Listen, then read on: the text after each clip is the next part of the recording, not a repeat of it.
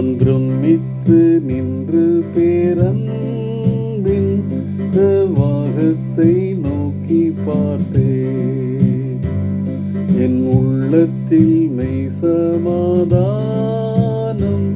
சம்பூரணமாய் அடைந்தேன். நான் பிரமித்து நின்று பேரன்பின் பிரவாகத்தை நோக்கி பார்த்தேன். என் உள்ளத்தில் மெய் சமாதானம் சம்பூரணமாய் அடைந்தேன். மாதுய உதிரத்தால் என் பாவம் நீங்க கண்டேன். இயேசுவின் ரட்சிப்பினால் ஆறுதல் கண்டடைந்தேன்.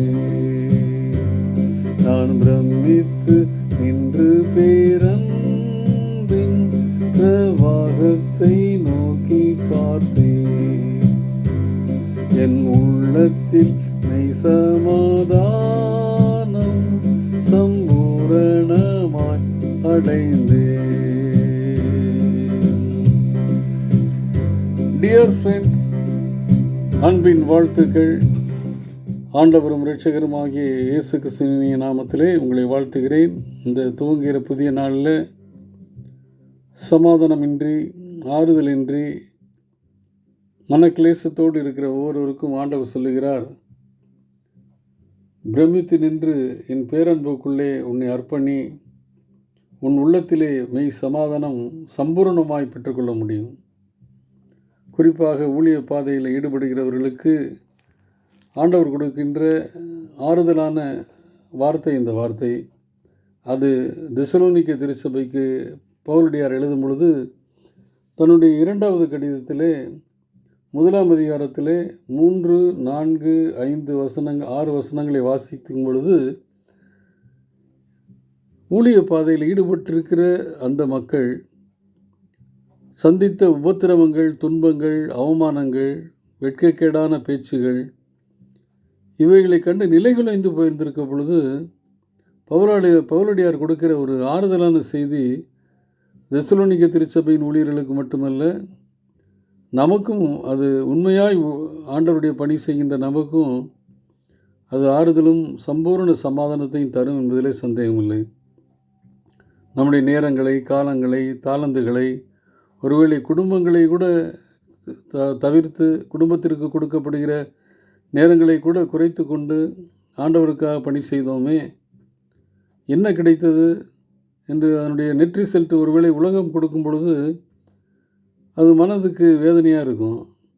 அப்படிப்பட்ட சந்தர்ப்பங்களில் கடந்து வந்த ஆண்டவருடைய பணியாளர்களுக்கு இன்றைய காலையிலே ஆண்டவர் திட்டவட்டமாய் சொல்லுகிறார், சகோதரரே, நாங்கள் எப்பொழுதும் உங்களுக்காக தேவனை ஸ்தோத்திரிக்க கடனாளிகளாக இருக்கிறோம்.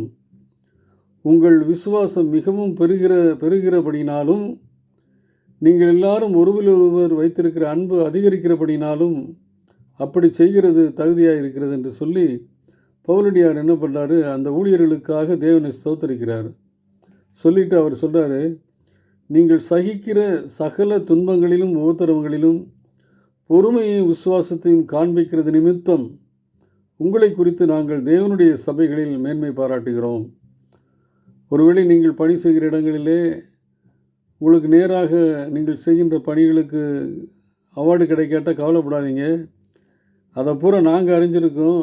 நாங்கள் எங்கேருந்து எந்தெந்த சபைகளுக்கு போகிறோமோ அங்கெல்லாம் நீங்கள் படுகிற உபத்திரவத்தையும் அதிலே நீங்கள் காண்பிக்கிற பொறுமையும் விசுவாசத்தையும் மேன்மைப்படுத்துகிறோம் சொல்லி பவுலடியார் ஆறுதலை சொல்லுகிறார். அது மட்டுமல்ல, நீங்கள் தேவனுடைய ராஜ்யத்து நிமித்தம் பாடு அனுபவிக்கிறவர்களாக இருக்க, வெறுமனே பாடுகள் அல்ல, உலக சுகத்துக்காக பாடு அனுபவிக்கிறவர்களுக்கு இது சொல்லப்படலை.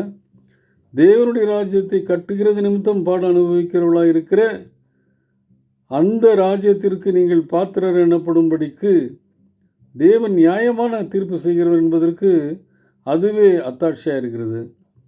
ஆண்டவர் நிச்சயமாக நியாயமாய் நியாயம் தீர்க்கிறவர். மனிதர்களைப் போல அல்ல, சுயநலவாதிகளாகவோ பொறாமை கொண்டவர்களாகவோ இருக்க மாட்டார் ஆண்டவர். அவர் நாம் படுகிற பாடுகளை உணர்ந்திருக்கிறவர், அறிந்திருக்கிறவர். அதற்கேற்ற விதத்தில் நியாயமான தீர்ப்பளிக்கிற நியாயமான நீதிபதி நம் ஆண்டவர் என்பதை சொல்லுகிறார்.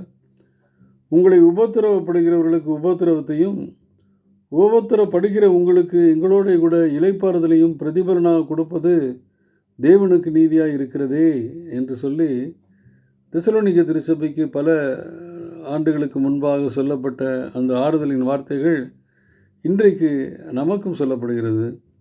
ஊழிய பாதையில் சோர்வு, ஊழிய பாதையில் அதை போதும்னு சொல்லி நிறுத்துகிற ஒரு எண்ணங்கள், இவையெல்லாம் தூக்கி எறிந்து விட்டு இந்த வார்த்தையை வாசித்து அதன் மூலமாக தேவன் தருகின்ற ஆறுதலையும் சம்பூர்ண சமாதானத்தை பெற்றுக்கொண்டு நமக்கு தீமை செய்கிறவர்களுக்கு நன்மை செய்ய படியுங்கள், நியாயத்தை தேடுங்கள் என்று சொல்லி ஏசாயா 1:17 சொல்லப்பட்டது போல தீமையை அறியாமல் செய்கிற அந்த தீமைகளை மன்னித்து அவர்களுக்கு நன்மை செய்யுங்கள் என்று சொல்லி வேதம் சொல்லுகிறது.